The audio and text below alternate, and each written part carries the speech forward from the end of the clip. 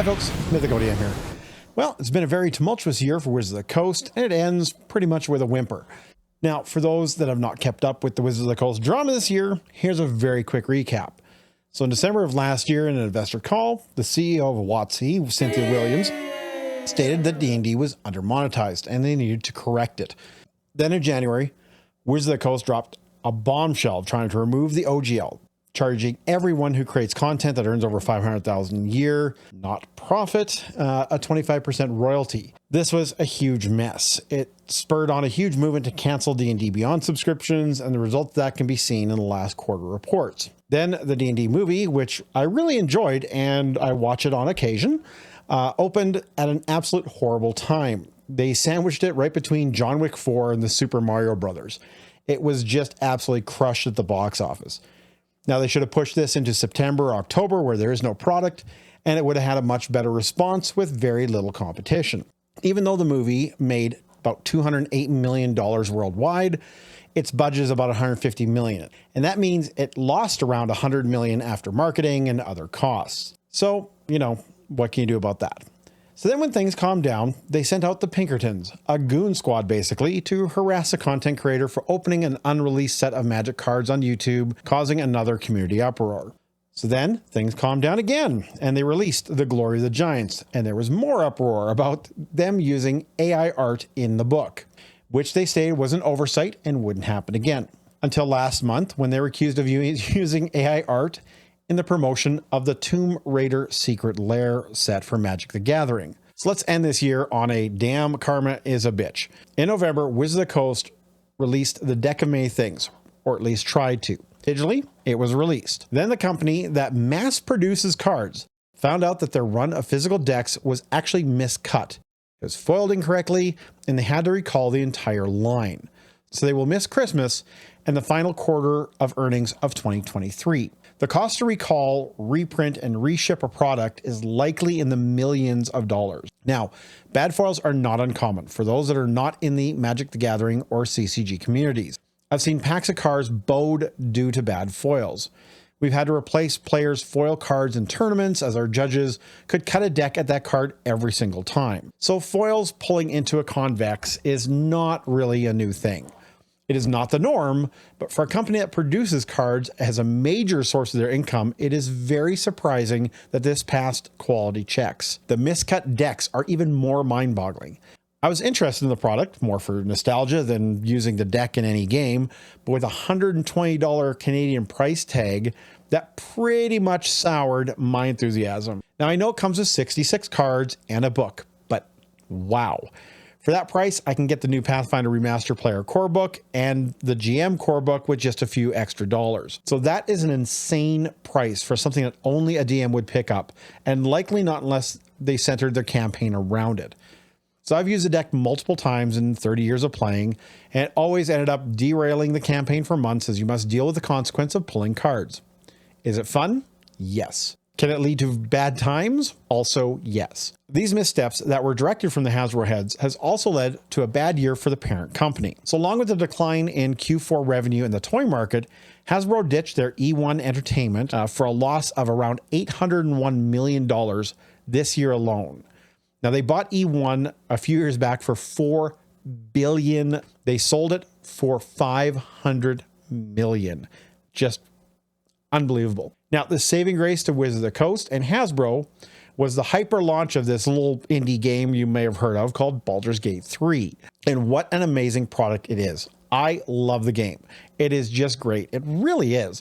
And the proceeds from the game helped to increase Wizards of the Coast's digital revenue for Q3. That offset the loss of revenue that Wizards of the Coast was seeing from the cancellation of thousands of D&D Beyond subs. So I guess we'll see what the actual digital revenue is in Q1 of next year, without the inflation of the best game of 2023 adding to the coffers. So the stock price for Hasbro hit a high of $70 back in August. But then reality hit, and the numbers came with the reforecasting of lower sales, and the stock hit a low of $46 USD, where it is hovering at.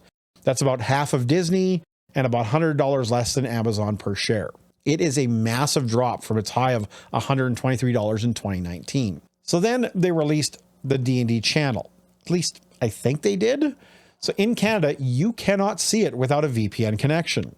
It is on Amazon Plex and a channel called Freevee, but you never know it, and most don't. There are no links or information from the main Wizards of the Coast webpage. No links from the D&D Beyond page either. I had to hunt down a YouTube video for Heroes Feast to get the link. Then on that page, the only clickable link is for Encounter Party, and that link just loops you back up to the top of the page. I would love to watch Heroes Feast. I have the book. I've created many meals from it.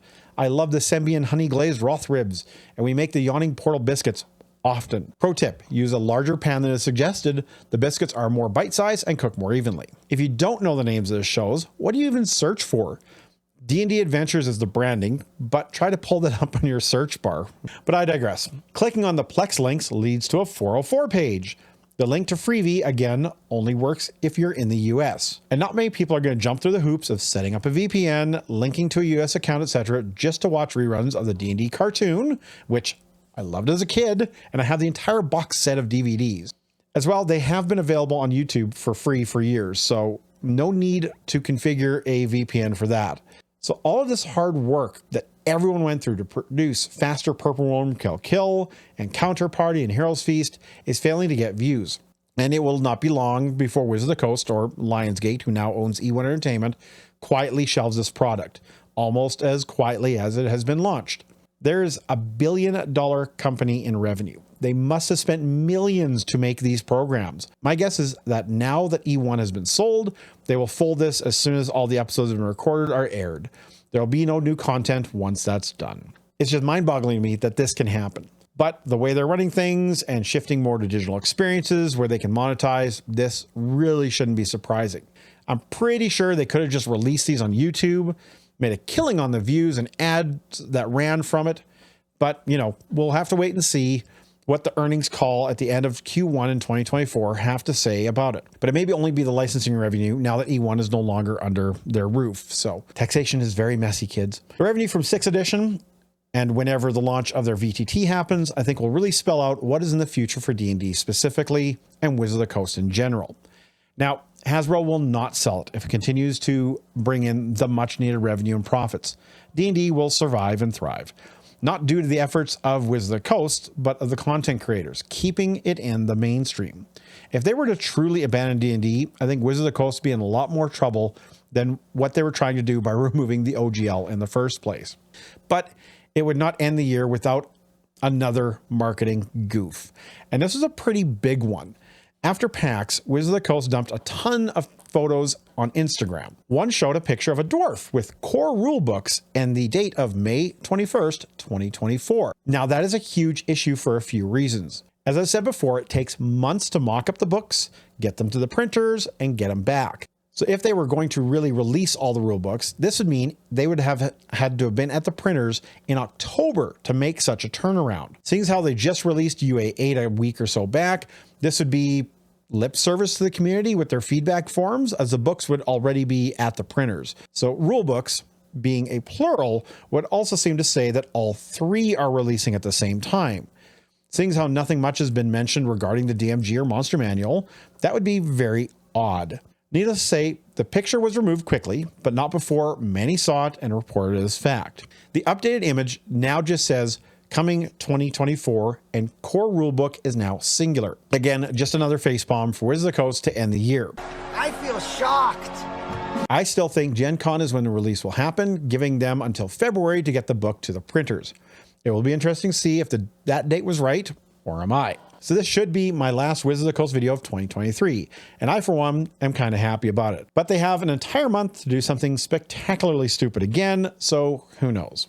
But that's it for me today.